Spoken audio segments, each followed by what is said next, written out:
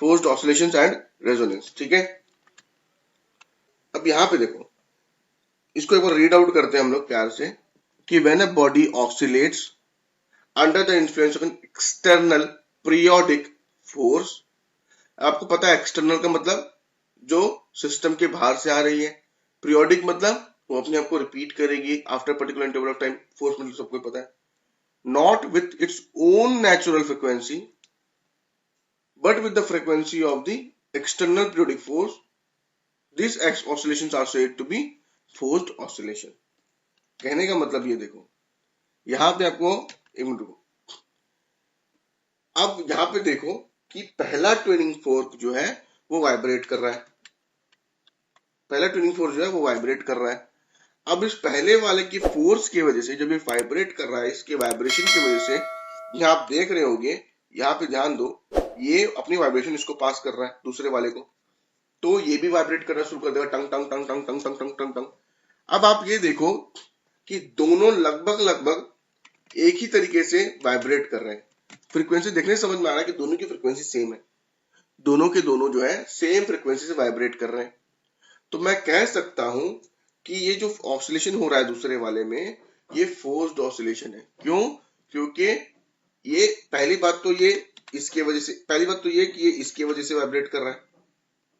ठीक है, दूसरी बात ये कि जब ये वाइब्रेट कर रहा है, इसकी फ्रीक्वेंसी और इसकी फ्रीक्वेंसी जो है सेम है। ठीक है, number of oscillations in 1 second दोनों के सेम है, मतलब ये इसको कंट्रोल कर रहा है, ये इसको कंट्रोल कर रहा है।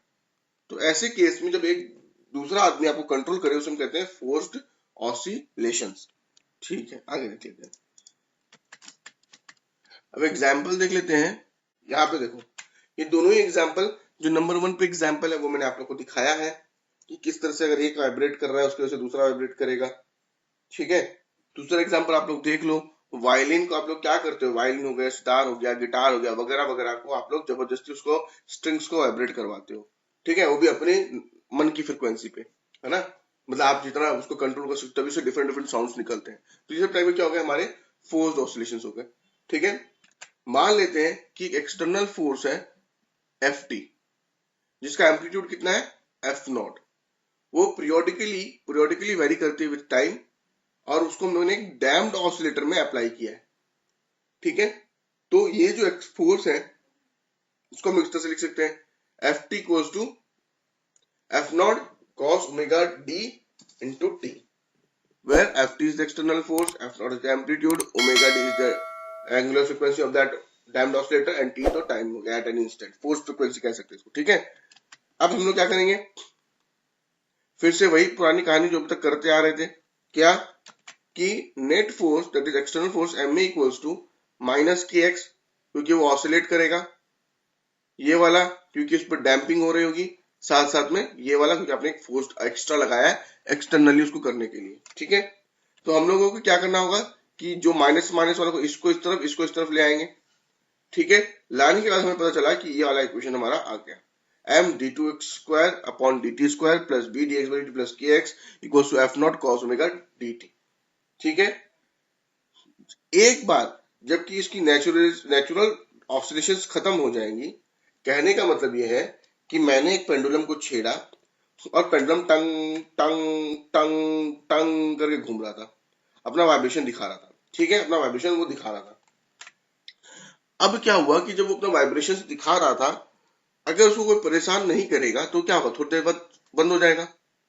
तो जिस फ्रीक्वेंसी से टंग टंग टंग टंग कर रहा था, that was the natural frequency, बिना कोई फोर्स के वो अगर वाइब्रेट कर रहा था, वो टू एंड फ्रो मोशन कर रहा था, उसको हम क्या कहेंगे, नेचुरल ऑसिलेशंस कहेंगे। जब ये नेचुरल ऑसिलेशंस खत्म हो जाएंगे तो डिस्प्लेसमेंट क्या होगा, ये वाला हो जाएगा। ठीक है, अब ये इक्वेशन कैसे का सॉल्यूशन करके ये कैसे आया, वो हमारे लिए बिल्कुल भी इंपॉर्टेंट नहीं है, मैंने बताया मैथ्स का पार्ट है, पर हमें एग्जाम के लिए ये इक्वेशन याद नहीं रखनी है, बस ऐसे याद रखना कि ऐसा करके कुछ इक्वेशन था, क्योंकि they might give you equation in terms of 5 d2x upon dt square plus b dx by dt, 4 dx by dt plus 5x equals to 6 cos omega dt, ऐसा करके लोग दे देगा equation. And they might ask you what is the spring constant. वैसे इतने आसान question नहीं आएंगे but फिर भी v इक्वल्स टू का 4 डैम्प्ड कांस्टेंट क्या है, फिर आपका m का वैल्यू क्या है ना, वगैरह वगैरह दे माइट गिव यू। ठीक है, तो हमें ये सब चीज पता चल जाएगा। ठीक है, अब देखो जैसे ही हमारे नेचुरल ऑसिलेशंस करता है, तो मैंने बता दिया, आगे देख लेते हैं। अब यहाँ पे हमें याद रखने वाली क्या चीज है, देखो यहाँ पे जो एम्पलीट्यूड ए जो दिखाई दे रहा है आप लोगों को, ये क्या है, function of the force frequency omega D, इसका ये फंक्शन है एंड नेचुरल फ्रीक्वेंसी ओमेगा। अब आप लोग समझ रहे होंगे कि सर ठीक है आपने बोला हमने समझा, लेकिन ये फंक्शन क्या होता है, function of this function of that क्या होता है। देखो एक बात बताता हूँ, एक फंक्शन दिया हुआ है, मान लेते हैं y इक्वल्स टू एक्स, नहीं z, मान लेते हैं z equals to x square plus x plus 1, तो मैं क्या बोलूंगा, z is a function of x। कहने का मतलब है कि z की खुद की कोई वैल्यू है नहीं, वो x पे डिपेंड कर रहा है। वो किस पे डिपेंड कर रहा है, वो x पे डिपेंड कर रहा है। वो किस पे डिपेंड कर रहा है, वो x पे डिपेंड कर रहा है। फॉर एग्जाम्पल अगर मैं x की वैल्यू 1 ले लूं तो z की वैल्यू हो जाएगी 3, अगर मैं x की वैल्यू -1 ले लूं तो z की कुछ और वैल्यू हो जाएगी। तो ऐसे हम कहते हैं z is a function of x। उसी तरह से मैंने यहाँ पे बोला ये जो एम्पलीट्यूड है it is a function of omega D and omega. ठीक है, मतलब ये किस किस पे डिपेंड करेगा, एक तो फोर्स फ्रीक्वेंसी पे, फोर्स की फ्रीक्वेंसी पे, साथ साथ ही अपनी नेचुरल फ्रीक्वेंसी पे डिपेंड करेगा। तो ये एक इंपॉर्टेंट टर्म हो जाता है जो हमारे लिए एग्जाम के लिए इंपॉर्टेंट बन सकता है। बाकी तो ये कहानी है, एम्पलीट्यूड का फॉर्मूला ये वाला हो जाएगा हमारा, सॉल्व करके आएगा, देख लेना एक बार, रटना जरूरी नहीं है, रटना जरूरी नहीं है। ठीक है, बाकी हम लोग क्वेश्चन जब बनाएंगे तब देख लेंगे कैसा है। अब देख लेते हैं resonant oscillations and resonance. Resonant oscillation या रेजोनेंस क्या है, ये एक ऐसा केस है फोर्स्ड ऑसिलेशन का, मतलब ऑसिलेशन को फोर्स तो होना ही होना है, साथ ही साथ जो ड्राइविंग फोर्स रहेगी, यानी कि ये एक ऑसिलेटर था और ये एक ऑसिलेटर था, ये ऑसिलेट कर रहा था तो ये भी ऑसिलेट कर रहा था, तो ये फोर्स्ड ऑसिलेशन का केस था। और इसकी जो ड्राइविंग फोर्स थी, इसकी वजह से डैम्प्ड ये ऑसिलेट कर रहा था ना, इसकी फोर्स की वजह से ये ऑसिलेट कर रहा था, तो ये जो ड्राइविंग फोर्स की फ्रीक्वेंसी होगी और इसकी जो अपनी नेचुरल फ्रीक्वेंसी होगी वो दोनों सेम होनी चाहिए। इसकी वजह से आप लोग को एम्पलीट्यूड ऑफ ऑसिलेशंस बहुत ज्यादा मिलेंगे, इसे हम कहते हैं रेजोनेंट ऑसिलेशंस और इस फिनोमेनन को हम कहते हैं रेजोनेंस। चलो आगे बढ़ते हैं। अब हमने इसी समझ लिया तो एक एग्जांपल देख लेते हैं। An aircraft passing near a building shatters it's window pan. मतलब अगर आपको पता, अब ऐसा मैंने तो कभी देखा नहीं है क्योंकि बिल्डिंग के सामने कभी एयरक्राफ्ट को जाते हुए देखा नहीं है, पर ऐसा बुक में लिखा हुआ है कि जब भी कोई एयरक्राफ्ट किसी बिल्डिंग से पास करती है तो उसके विंडोज को फोड़ फाड़ देती है। ठीक है, दूसरा क्या है, जो एयर कॉलम होते हैं, एयर कॉलम मतलब समझते हो, देखो मैं आपको एक चीज समझाता हूँ। आप यहाँ पे हो, यह हमारी प्यारी सी धरती है, this is our mother earth. ठीक है, अब इसके ऊपर में क्या है, ट्रोपोस्फियर वगैरह वगैरह बहुत सारी चीजें है ना, ट्रोपोस्फियर है, स्ट्रेटोस्फियर है, मेसोस्फियर है, आइनोस्फियर है, एक्सोस्फियर है, बहुत सारे हैं। यहाँ पे 8 किलोमीटर तक का होता है, इक्वेटर पे 16 किलोमीटर तक का होता है, ये है ना, ये हमें पता है। तो यहाँ पे क्या होता है कि अब देखो आप यहाँ बैठे हो, क्रिकेट खेल रहे हो या कुछ भी कर रहे हो, तो आपके ऊपर कितना बड़ा लेयर ऑफ एयर आपके सर पे खड़ा देख रहे हो, इतना बड़ा, up to it goes up to I think 32 kilometre, जहां तक मुझे एग्जैक्टली याद नहीं है, आई थिंक 32 नहीं 50 किलोमीटर तक का ही है शायद, कि 32 से 50 के बीच में ही। तो 32 किलोमीटर का इतना एयर का कुछ ना कुछ तो वजन होगा ना भाई, कुछ ना कुछ तो वजन होगा ना, इसे हम कहते हैं एटमॉस्फेरिक प्रेशर। साथ साथ ये जो कॉलम बन रही है ना, ये कॉलम, ये जो आपके सर पे बन रही है, इसे हम कह रहे हैं एयर कॉलम। ठीक है, एटमॉस्फेरिक कॉलम भी बोलते हैं कभी कभार। तो यहाँ पे क्या बोल रहा है कि ये जो एयर कॉलम, लेकिन यहाँ पे अलग चीज है। ठीक है, यहाँ पे अलग है, मैं ऐसा बता रहा हूँ कि आप कहीं भी हवा है उसमें से कॉलम काट लो, this is your air column. अब यहाँ पे देखो, the air column in a resonance tube produces a loud sound when its frequency matches the frequency of the tuning fork। कहने का मतलब ये है कि यहाँ पे जो एयर कॉलम है, यहाँ पे जो एयर है, अगर वो भी वाइब्रेट कर रही है, वो भी ऑसिलेट कर रही है, अगर इसकी फ्रीक्वेंसी और इस ट्यूनिंग फोर्स की फ्रीक्वेंसी से मैच कर जाएगी तो यहाँ पे बहुत ही ज्यादा जोर का आवाज आएगा। अब देखो यहाँ पे क्या है कि ये मैंने बता दिया ट्यूनिंग फोर्स वाला, ठीक है। अब देखो आप लोग क्या करते हो, आप लोगों को वो करना होता है ना, मुझे एफएम सुनना है सर, मेरे को 99 पर जो मुझे मिर्ची रेडियो देखना है, तो आप लोग क्या करते हो, वहां पे गोल बटन तो उसको घुमा घुमा के ट्यूनिंग करनी पड़ती है। मतलब आपको रेडियो की नेचुरल फ्रिक्वेंसी को, आपको जो रिसीवर, जो सैटेलाइट जहां से वो सिग्नल आ रहा है उसकी फ्रिक्वेंसी से मैच करनी होती है, तब जाके वो आपको सिग्नल भेज पाता है। ये भी आप रेजोनेंस के पर ही बेसिस है, ठीक है, रेजोनेंस पे ही बेसिस बेस होता है, ठीक है। अब देखो, आप लोगों ने कभी कभी देखा होगा कि जो आर्मी वाले होते हैं, ठीक है, आप लोगों ने देखा होगा जब वो जमीन पे चलते हैं तो उनको वो मार्क करने बोलता है, left right left left right. आप लोगों ने भी किया होगा कैडेट बन बन के, स्कूल में बहुत मजाक उड़ाते हैं हम लोग रिपब्लिक टाइम पे, कैसे कैसे चलवाते हैं हम लोग से, ठीक है। तो वो जब वहां पे चलता है, तो अगर आपसे पूछा जाए कि रिवर ब्रिज में ऐसा क्यों नहीं होता है, जब रिवर ब्रिज को हम लोग क्रॉसिंग करते हैं तो वहां पे कोई भी आपको ये नहीं बोलेगा कि भाई यहाँ पे मार्क पास कर दिखाओ, तो क्यों नहीं बोलेगा? क्योंकि यहाँ पे ऐसा कहानी होता है। आप ब्रिज को देख रहे हो, ये ब्रिज अगर आपको पता होगा, अगर आप लोगों ने सुना होगा कि कोलकाता में एक हावड़ा ब्रिज है, लेकिन ऐसा कहा जाता है, और जब आप उस ब्रिज पे चलोगे तो you will feel the vibrations, ठीक है, कि जब लोग बहुत सारे उस पर चलते हैं ना, तो वो इसी तरह से हिलता डुलता है, इसी तरह से हिलता डुलता है, हल्का हल्का दिखाई देता है, मतलब ऐसा बोलते हैं, आई हैव नॉट सीन, तो आई कैन नॉट, मतलब मैं नहीं गारंटी से बोल सकता, लेकिन ऐसा है, अगर आप उस ब्रिज पे चलोगे तो you feel the vibration, vibration तो फील किए वहां पे, ठीक है। तो वो ऐसे करके चलता है। तो अब अगर वहां पे दपा दप चलेंगे ना, और गलती से और ये जो आपको ब्रिज दिख रहा है, अगर इसकी फ्रीक्वेंसी और आपके फुट की फ्रीक्वेंसी मैच कर गई, तो वहां पे रेजोनेंस हो जाएगा, और रेजोनेंस हो जाएगा तो फिर गए हम, नदियों नदियों में बहाते चलेंगे, बहते चलेंगे। चलो बताओ इसका आंसर, देख लेते हैं। आंसर ए होगा, ठीक है, विच टिक सेकेंड्स होगा, मतलब टी को 2 pi root over L by g करके आपको टी के बदले में वहां पे पुट करना पड़ेगा। ऑप्शन नंबर 2, क्वेश्चन नंबर 2 करते हैं। चलो आंसर बताओ भाई, देख लेते हैं इसका आंसर। आंसर ए है इसका, ठीक है। देख लो क्या बोला है कि एक बॉब, एक पेंडुलम का बॉब है जो हॉलो ब्रास स्फीयर से बना हुआ है। तो what happens if the Bob is filled with water completely? कोई फर्क नहीं पड़ेगा, कि मास पे डिपेंड नहीं करता है भाई मेरे, मास पे डिपेंड नहीं करेगा तो डेंसिटी पे भी डिपेंड नहीं करेगा, नहीं करेगा तो कैसे चेंज होगा, इट विल रिमेन सेम। चलो ठीक है, theory part has been completed, but now we will be doing the question part, ठीक है। चलो ये क्वेश्चन देखो स्क्रीन पे आ गया, देखो इसको कैसे करेंगे। देखो सबसे पहले बात को समझो, यहाँ पे क्या बोल रहा है, एक सिंपल हार्मोनिक मोशन है। सिंपल हार्मोनिक मोशन बोलते हैं, हमारे दिमाग में बत्ती जल गई कि अभी पढ़ा है, मजा आ गया। What fraction of total energy is kinetic and what fraction is potential when displacement is 1/2 of the amplitude? तो टोटल एनर्जी का दोस्त फॉर्मूला क्या है? सबसे पहले हम फॉर्मूला लिखेंगे ताकि हमारी जिंदगी अच्छे से बीते,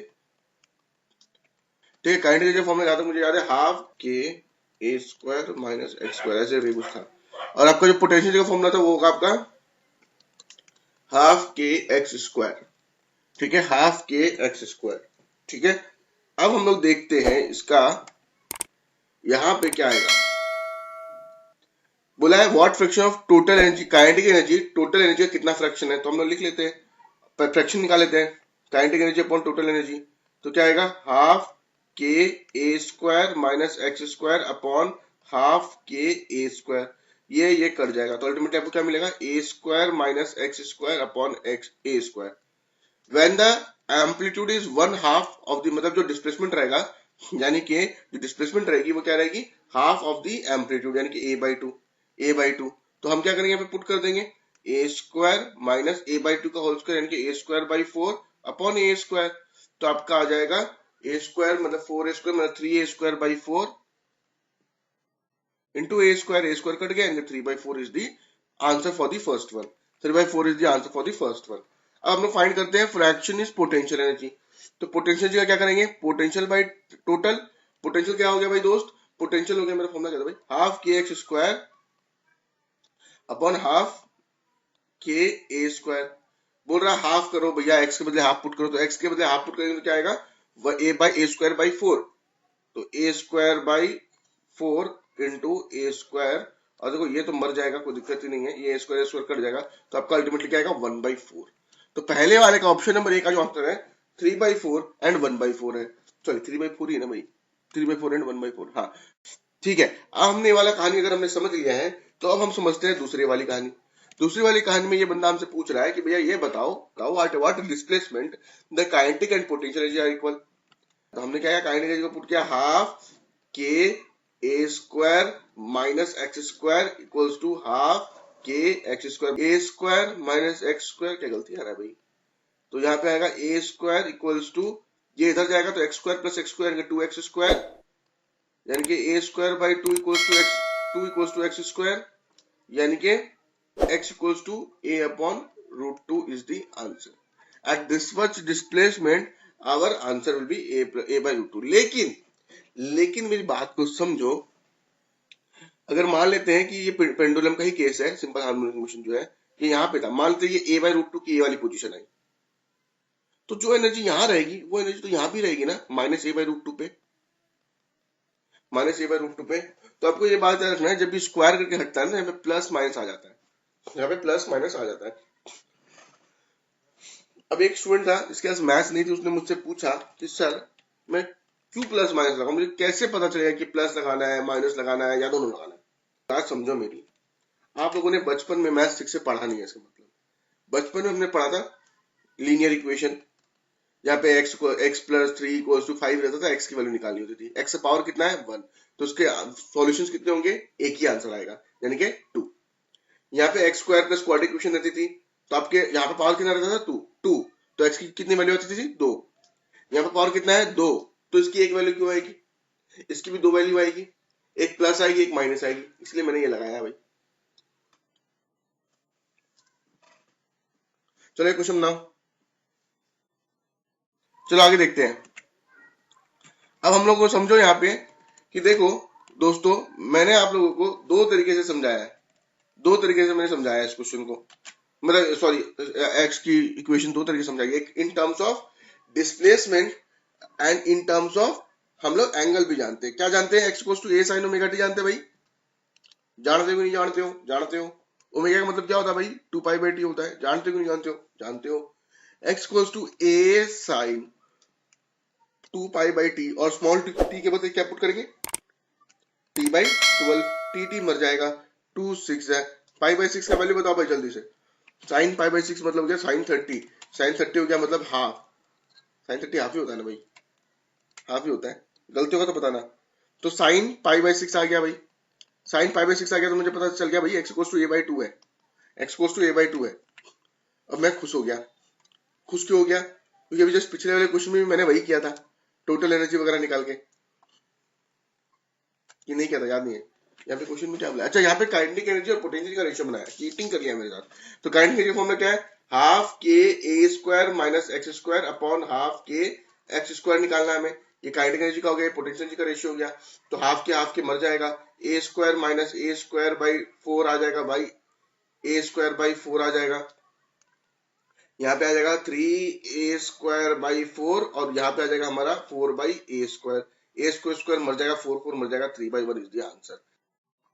चलो ठीक है, तो एक काम करते हैं आज के लिए यहीं तक रखते हैं, in the next class we will complete this chapter by solving the numericals.